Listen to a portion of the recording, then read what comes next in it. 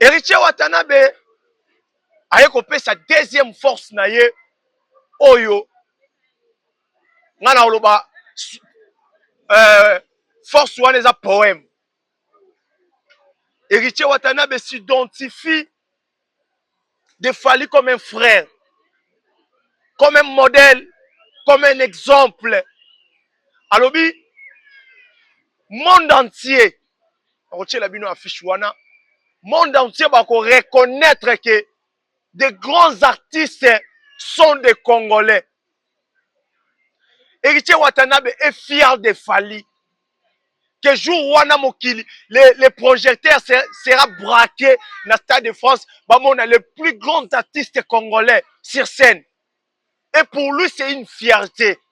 Ici, des encouragements, mais seul encouragement ou la force d'héritier a fait que Fally pour pas réagir. Vous voyez la grandeur d'esprit, vous voyez la profondeur. Et ça, le Roland Nzambe, albi andimaka losambo ya bata masumu te. Fally Ipupa dans son trône, azotala nde mitema, azotala nde oyo ezouta na kati, oyo asuete yango na mutema mibale. Eza lokola mama wana oyo apesaka mabonza na synagogue, batu bayaki batie ba or, batie ba nini, mututu anda kopesa. Jésus akangi maboko azotala. Mais tango ekomaki moma ya mère na biso wana ayo tia Yesu akati bato alobi mama oyo apesi oyo azalaki nango. Non seulement apesi oyo azalaki nango, mais apesi avec son cœur.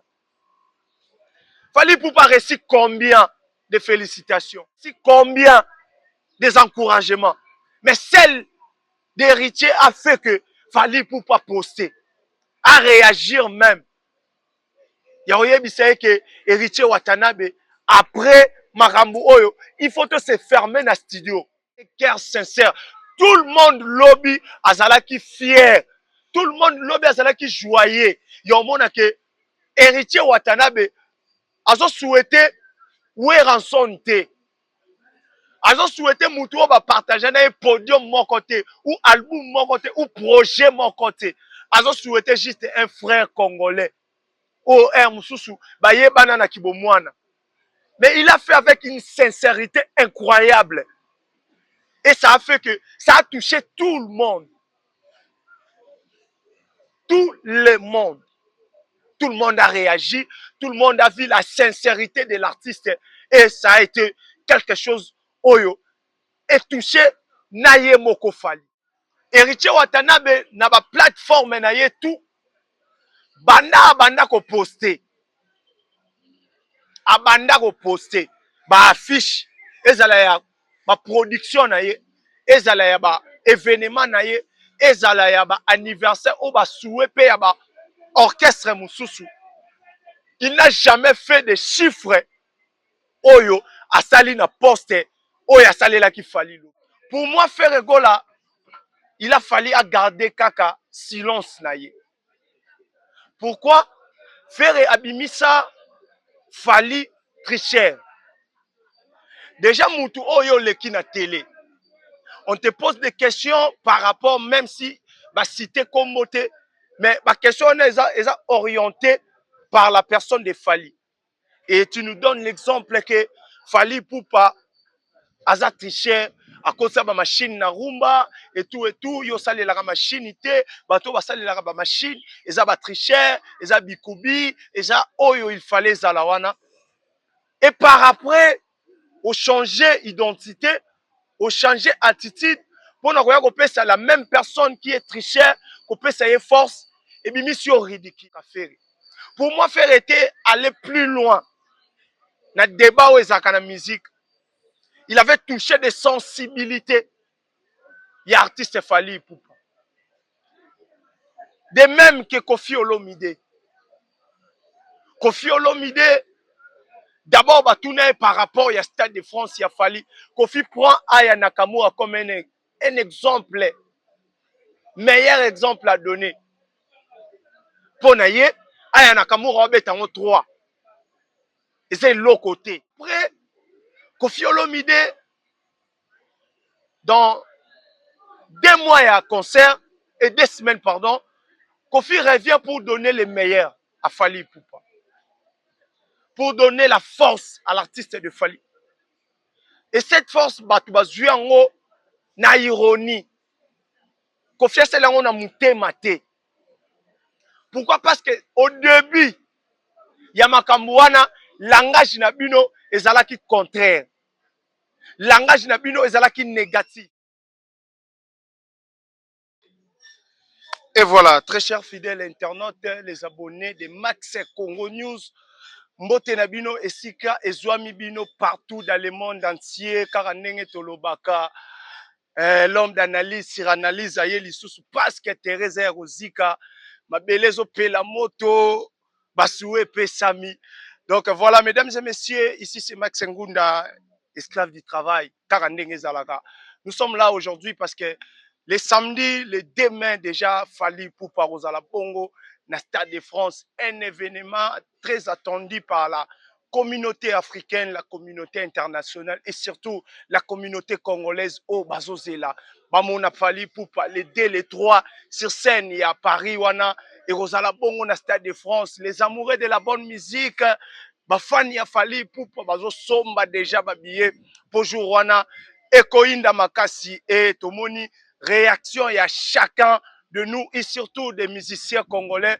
Oyo ba m'équipe un peu kolamuka na dernière minute ya kopé sa Fally Ipupa ba force oyo azo mérité ba mususu pe bazo bengango ba force ironie.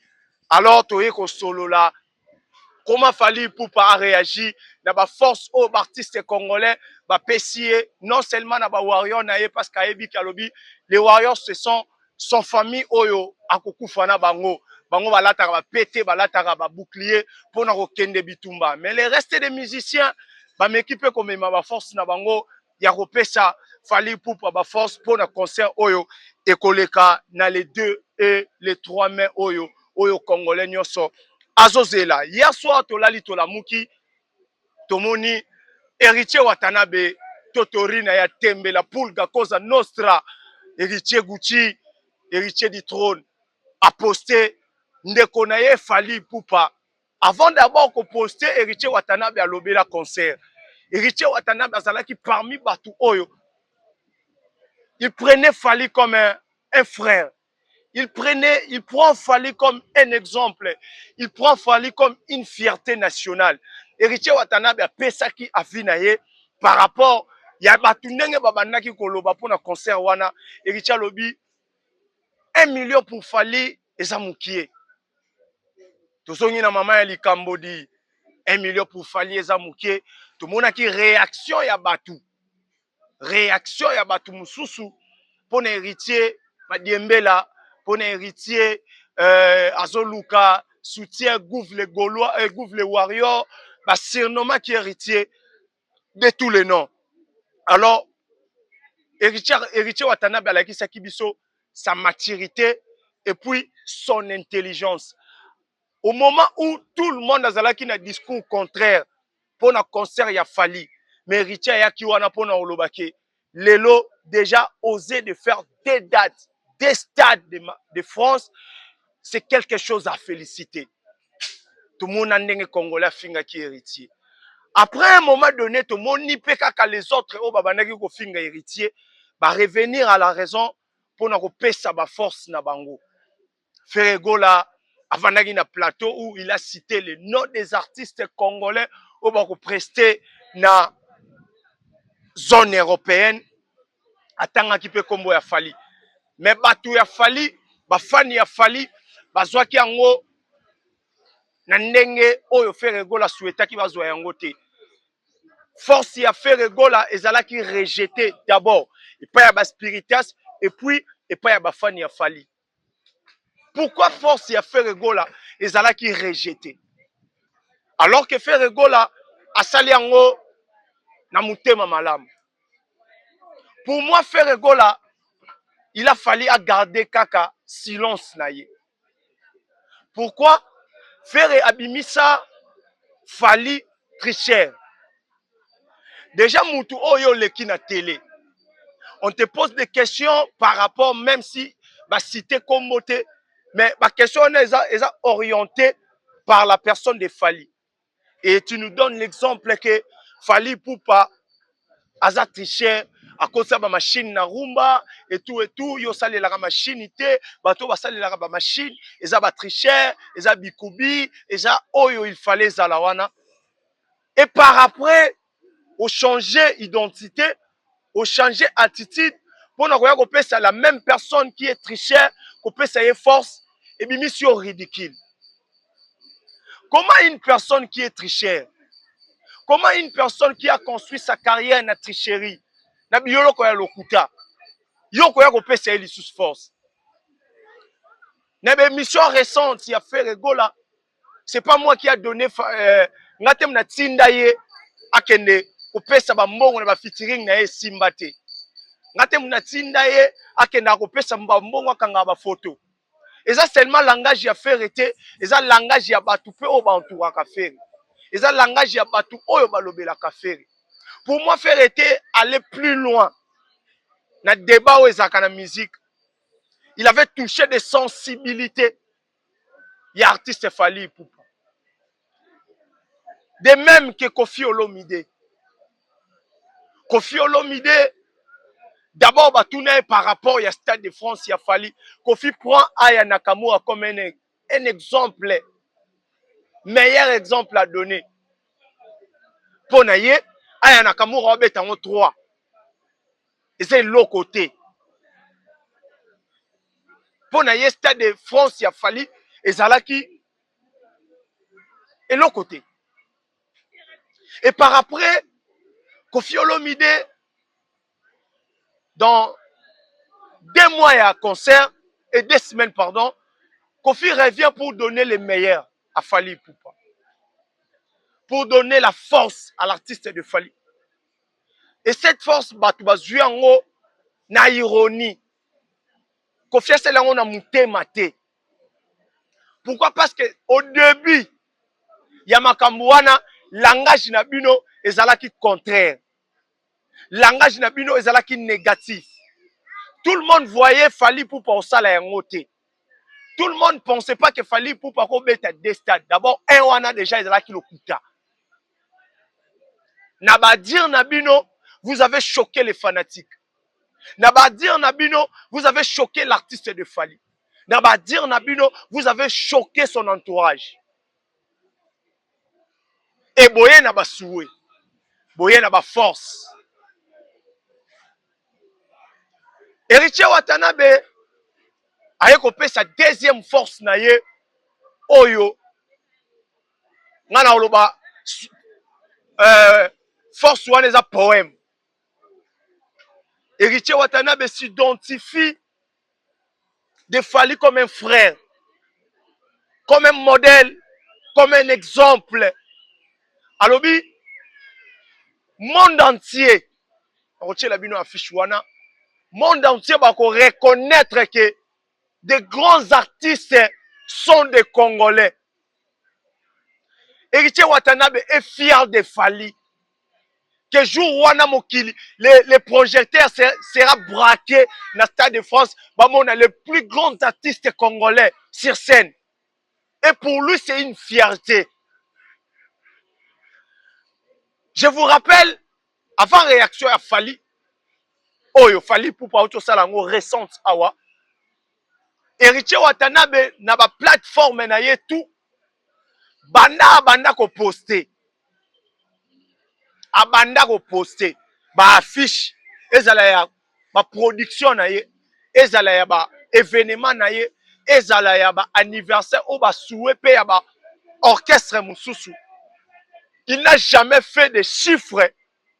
Oyo asali na poste. Oyo asali la ki Fally lobi. Batu bayambi yango au bras ouvert. Batu bayambi yango maboko ya kofungwa, bayambi yango na esengo. Les gens ont réagi positivement na souhait ya Héritier Watanabe. C'est parmi ba affiche ou ba souhait oyo lelo eza rentable na ba plateforme Héritier. Les gens ont réagi avec positif, avec un cœur sincère. Tout le monde lobby azalaki fier. Tout le monde lobby azalaki joyeux. Yomona que héritier Watanabe azo souhaité oué rançon te. Azo souhaité mutu ba partager na podium mon côté ou album mon côté ou projet mon côté. Azo souhaité juste un frère congolais. Oh, Moussoussou, baye banana kibomwana. Mais il a fait avec une sincérité incroyable. Et ça a fait que ça a touché tout le monde. Tout le monde. Tout le monde a réagi. Tout le monde a vu la sincérité de l'artiste. Et ça a été quelque chose, oyo, et touché Naye Moko Fali. Parce que c'est depuis l'annonce à Stade de France, oyo pe artiste congolais, balobé laki. D'abord, na annonce. Avant lelo tokoma na concrétisation, tokoma lelo dans 3 jours, Fali sera sur scène. Mais na annonce wana o esalema na mois ya septembre, octobre ou novembre comme ça, jusqu'à aujourd'hui, c'est plus de 7 mois oyo annonce wana esalema. Fali pour pas récit des félicitations, Fali pour pas récit des encouragements, mais seul encouragement ou la force d'héritier a fait que Fali pour pas réagir. Vous voyez la grandeur d'esprit, vous voyez la profondeur. Et ça, le rôle Nzambe, albi andimaka losambo ya bata masumu te. Fali pour pas dans son trône, azotala nde mitema, azotala nde oyo ezouta na kati, oyo asuete yango na mutema mibale. Eza lokola mama wana oyo apesaka mabonza na synagogue, bato bayaki batie ba or, batie ba nini mutu to anda kopesa. Jésus akangi maboko azotala. Mais tango ekomaki moma ya mère na biso wana ayo tia Yesu akati bato alobi mama oyo apesi oyo azalaki nango. Non seulement apesi oyo azalaki nango, mais apesi avec son cœur. Fali Poupa a reçu combien de félicitations? Il a reçu combien des encouragements? Mais celle d'héritier a fait que Fali Poupa poster, à réagir même. Il que héritier Watanabe, après Marambu Oyo, il faut se fermer dans le studio. Les rêves de beaucoup de gens, Lelo, fallait au Pessango, héritier na Ofele. Qu'est-ce qui a fait qu'il fallait pour pas réagir? La sincérité d'héritier. La grandeur d'esprit d'héritier Watanabe. À Seda qui était dans mon pépé. Parce qu'au moment où héritier a fait sa première force, la réaction est qui goya. Ce qui passe à la faible, on a cédé à changer de discours. Mais héritier a tikali droit dans ma principe, a tikali droit dans la vision na ye. Ayebi que aujourd'hui c'est que fallait pour pas faire, il faut zalaraka ndoki. Ozalara mutema mabe, ozalara golo po boya. Tellement lui il n'est pas ndoki. Aza mutema mabe te ni golo. Atikali na ba principe na ye. Et aujourd'hui, ouvertement, publiquement, fallait promettre que après Bamakamboyo, ngana yo na studio. Tout se pelissa, la communauté africaine, tout se pelissa, la communauté internationale et surtout les amoureux de la bonne musique, les spiritas, les warriors. Ezote ya batu. Lelo makambo ezoleka na musique na biso, il faut être ya ba musicien congolais mususu. Lelo pour sa carrière, il faut zalara en guerre te. Nulle part. Na notice ya musique baloba ke pour osala carrière ya bien, il faut zalara na guerre na mutu. Lelo héritier Watana ba prouver biso ango, Fali Poupa prouver biso ango. Que toi na posa to teka ba valeur. Héritier Watana baza seul artiste oya postaki lobité. Robinho Mundibu pe apostaki. Mais poste ya Robinho eleki inaperçu. Parce que Fali Ayembango, on n'aime pas de double discours. On n'aime pas Bandokia gentil. On n'aime pas de partout, partout. Donc, Robinho Lelo a bloqué. C'est pas moi qui a dit ça, c'est Fally Ipupa.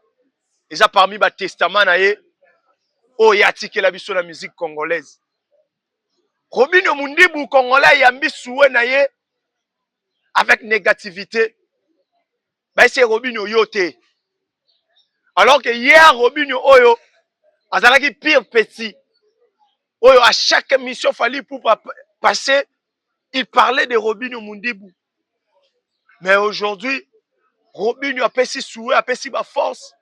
Et l'équipe inaperçu na miso ya batu, na miso ya communauté, na miso ya l'artiste Fally Ipupa. Seul héritier Watanabe né à triompher. Alors, été à batu ebele.